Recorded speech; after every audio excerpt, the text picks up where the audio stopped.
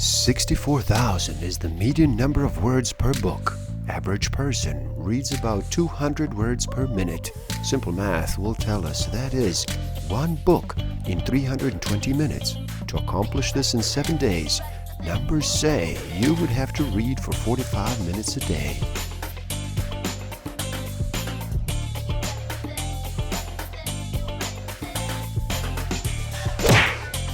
Don't forget to subscribe. Hit that notification button, like, comment, and share. Enjoy. Hello, and happy day. How does slowing down sound to you today? Would you like to reduce the noise for just a bit? Are you ready to make a choice and decide to listen? My name is Igor S.F. Walker. I am here to remind people to slow down, to reduce the noise, to walk their lives into a natural flow. Welcome back to the Book of the Week series. Every week, as I read another amazing title, I share it with the world. Today, we look at On Becoming a Person, a therapist's view of psychotherapy by Carl Rogers. In this video, we look at thoughts, insights, and experiences shared by the founder of the humanistic psychology movement, who revolutionized psychotherapy with his concept of client-centered therapy. Simple, straightforward, clear, and never so arrogant as to say, this is the right way. Only this is the way I see it, or have found it to be. We look at personal growth, dealing with difficult emotions, and the good life, self-actualization, on the road of becoming a person. So stick around till the end. I will share with you some tools I do have and use that will help you tremendously in this game of life. Discover a way to find out what actually motivates you, what innate human need is driving all of your decisions and your behavior. I will share some tools to improve your self-awareness, social awareness, self-management, and relationship management. For example, one study of transcripts of therapy sessions found that in response to clarification and interpretation tools of psychoanalysis, clients typically abandon self-exploration. Only reflection of feeling by the therapist leads directly to further exploration and new insights. Humans require acceptance, and given acceptance, they move towards self-actualization. Haughty and distant posture, the one assumed by many psychoanalysts at mid-century, is certainly counter-therapeutic. The self-awareness and human presence of the therapist is more important than the therapist's technical training. And the boundary between psychotherapy and ordinary life is necessarily a thin one. If acceptance, empathy, and positive regard are the necessary and sufficient conditions for human growth, then they ought equally to inform teaching, friendship, and family life. In my relationships with persons, I have found that it does not help in the long run to act as though I were something that I am not. It doesn't help to act calm and pleasant when actually I am angry and critical. It doesn't help to act as though I know the answers when I do not. It doesn't help to act as though I were a loving person if actually, at the moment, I'm hostile. It doesn't help for me to act as though I were full of assurance if actually I am frightened and unsure. What I am saying here, put in another way, is that I have not found it to be helpful or effective in my relationships with other people to try to maintain a facade, to act in one way on the surface when I'm actually experiencing something quite different underneath. It does not, I believe, make me helpful in my attempts to build up constructive relationships with other individuals. I find I am more effective when I can listen acceptantly to myself and can be myself. I feel that over the years I have learned to become more adequate in listening to myself so that I do know somewhat more adequately than what I used to, what I am feeling at any given moment, to be able to realize I am angry, or that I do feel rejecting towards this person, or that I do feel very full of warmth and affection for this individual, or that I'm bored and uninterested in what is going on, or that I'm eager to understand this individual, or that I am anxious and fearful in my relationship to this other person. I feel I have become more adequate in letting myself be what I am. It becomes easier for me to accept myself as a decidedly imperfect person, and by no means functions at all times in the way which I would like to function. The curious paradox is that when I accept myself as I am, then I change. Because we cannot change, we cannot move away from what we are until we thoroughly accept what we are. Then change seems to come about almost unnoticed. I believe that it is an increase in a common pattern in our culture for each one of us to believe every other person must feel and think and believe the same as I do. We find it very hard to permit our children or our parents or our spouses to feel differently than we do about particular issues or problems. We cannot permit our clients or our students to differ from us or to utilize their own experience in their own individual way.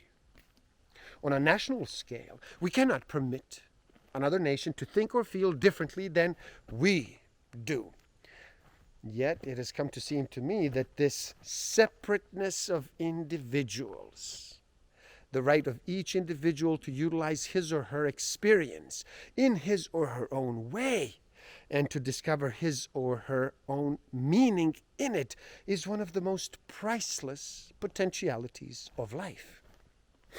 The more I am open to the realities in me and in the other person, the less do I find myself wishing to rush in to fix things, and the more respect I feel for the complex processes of life.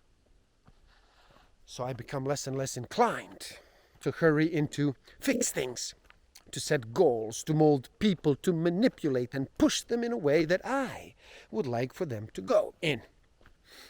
I'm much more content simply to be myself and to let another person be themselves.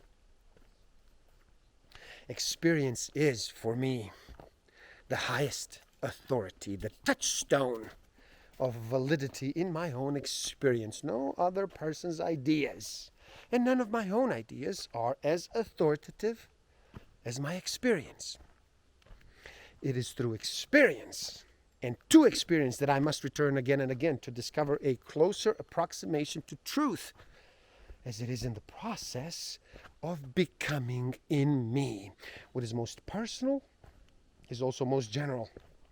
The very feeling which has seemed to me most private, most personal, and hence most incomprehensible by others, has turned out to be an expression for which there is a resonance in many other people. It has led me to believe that what is most personal and unique in each one of us is probably the very element which would, if it were shared or expressed, speak the most deeply to others.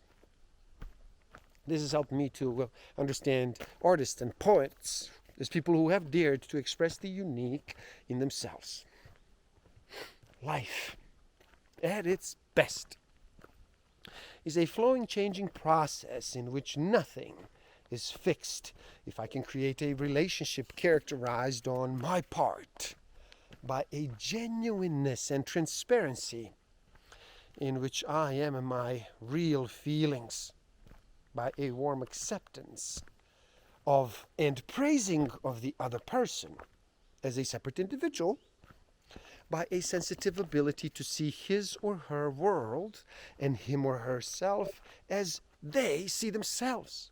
Then the other individual in the relationship will experience and understand aspects of themselves which previously he or she has repressed, or find himself better integrated, more able to function effectively, would become more similar to the person he or she would like to be, will be more self-directing and self-confident, will become more of a person, more unique, and more self-expressive, will be more understanding, more acceptant of others, will be able to cope with the problems of life more adequately and more comfortably. We have here a general hypothesis which offers exciting possibilities for the development of creative, adaptive, autonomous persons. It is not upon the physical sciences that the future will depend. It is upon us who are trying to understand and deal with the interactions between human beings, who are trying to create helping relationships. So I hope that the questions I ask of myself will be of some use to you in gaining understanding and perspective as you endeavor in your way to facilitate growth in your relationships.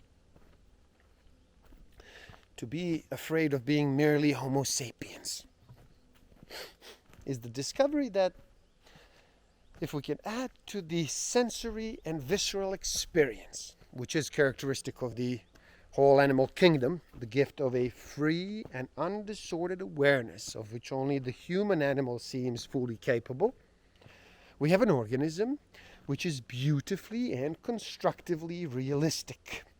We have then an organism which is as aware of the demands of the culture as it is of its own physiological demands for food or sex, which is just as aware of its desire for friendly relationships as it is of its desire to aggrandize itself, which is just as aware of its delicate and sensitive tenderness towards others as it is of its hostilities towards others.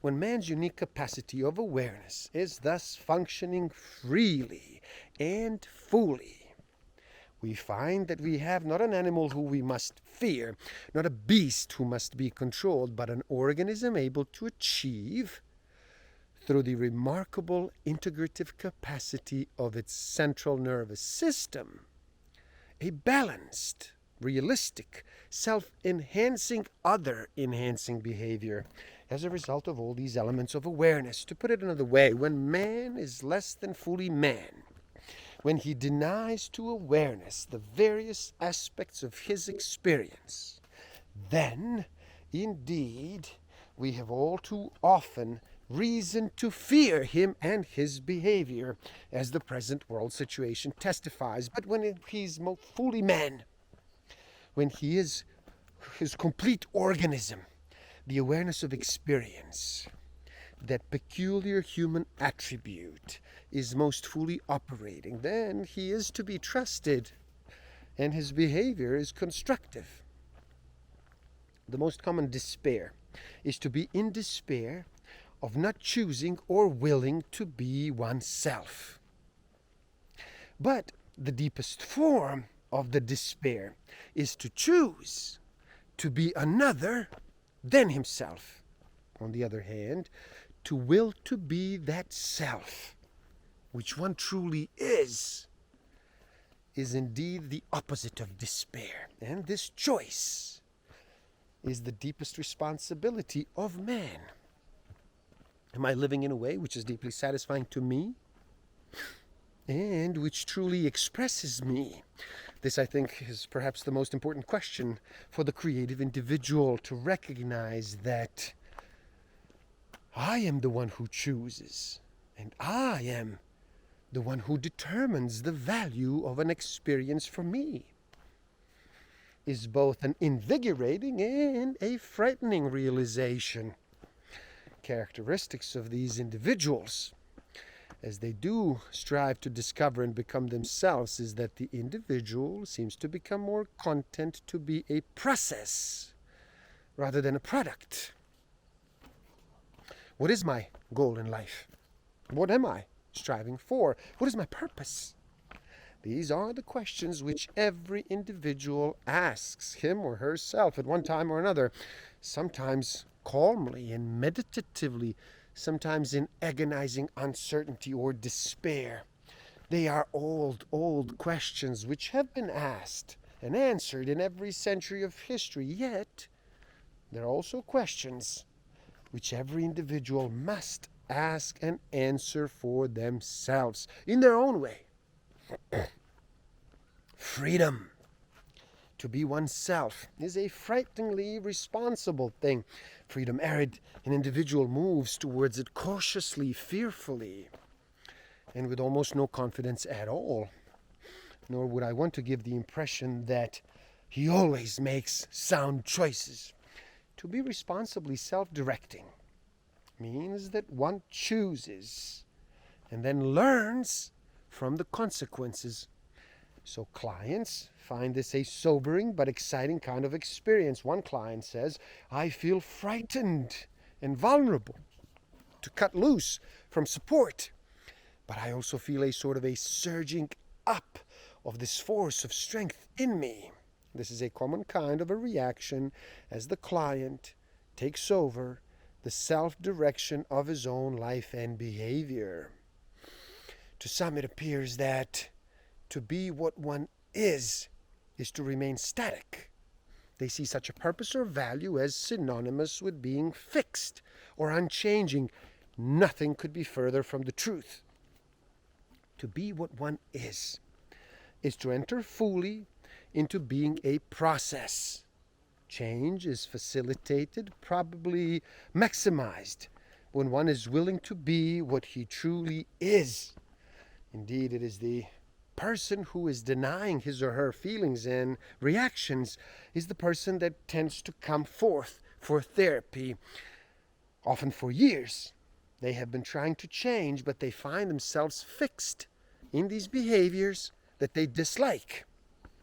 It is only as he or she can become more of himself or herself can they be more of they have denied themselves that there is any prospect of change.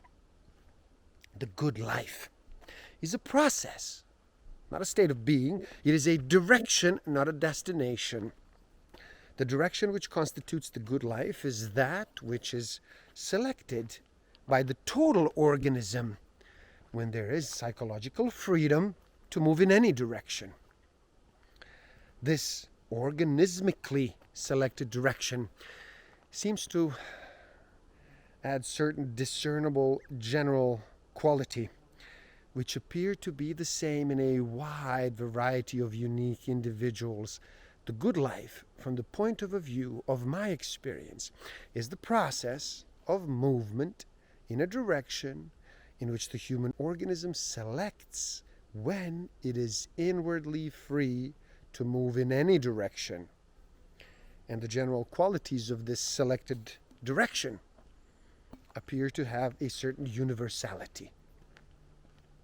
The emotionally maladjusted person, the neurotic, is in difficulty first, because communication within himself has been broken, and second, because as the result of this, his communication with others has been damaged.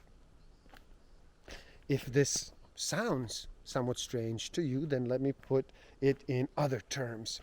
In the neurotic individual, parts of himself or herself which have been termed unconscious or repressed or denied to awareness become blocked off, so that they no longer communicate themselves to the conscious or managing part of themselves. As long as this is true, there are distortions in the way he or she communicates himself or herself to others, and so he or she suffers both within and in their interpersonal relationships. good communication, free communication, within or between men, is always therapeutic. Real communication occurs, and this evaluative tendency is avoided when we listen with understanding. What does this mean? It means to see the expressed ideal and attitude from the other person's point of view, to sense how it feels to them, to achieve their frame of reference in regard to the thing they are talking about. Understanding with a person, not about them, is such an effective approach that it can bring about major changes in personality. It is possible for us to choose to value men as self-actualizing process of becoming, to value creativity and the process by which knowledge becomes self-transcending. We can proceed by the methods of science to discover the conditions which are necessarily preceding these processes, and through continuing experimentation to discover better means of achieving these purposes. It is possible for individuals or groups to set these conditions with a minimum of power or control.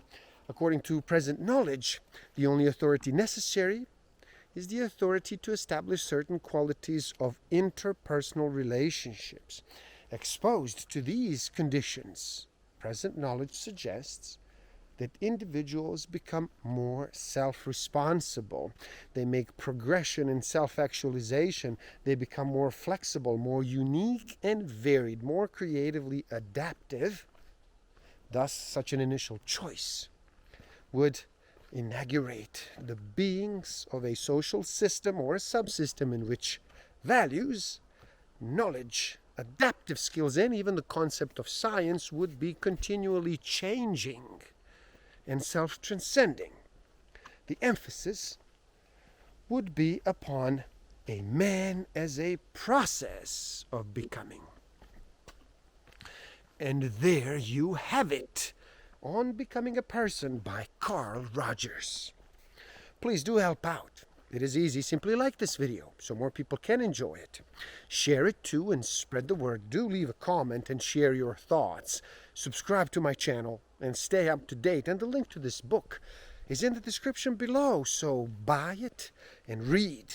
Never stop learning, especially learning about yourself and nature. So gift yourself by taking the free human needs test on my website and find out what actually motivates you, what innate human need is driving all of your decisions and your behavior. And if you feel you are ready to improve your self-awareness, social awareness, self-management, and relationship management even further, then do check out my Master of Life Awareness program. The links are in the description below. Thank you. Love and respect.